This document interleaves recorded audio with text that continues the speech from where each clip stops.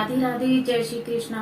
आप सभी के लिए शरद पूर्णिमा के अवसर पर एक भजन, रास भजन सुनाने जा रही हूँ, जो कृष्ण भगवान ने मधुबन में, वृंदावन में रास किया था गोपियों के साथ में।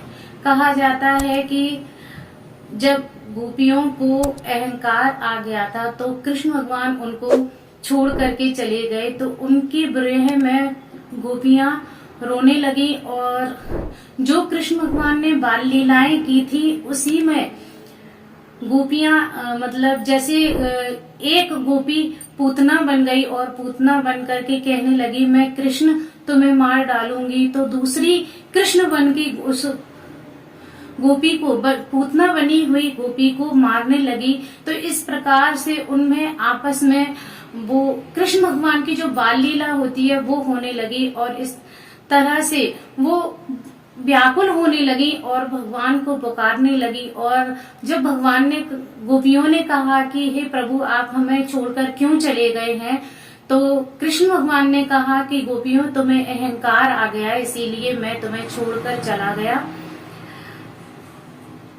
तो गोपियां उनके विरह में बहुत ज्यादा रोने लगी और प्रेम में मगन होकर के कृष्ण को बुलाने लगी। उसी तरह कृष्ण भगवान जब वापस लौट कर आए तो मधुबन में राधा के साथ में उन्होंने रास किया।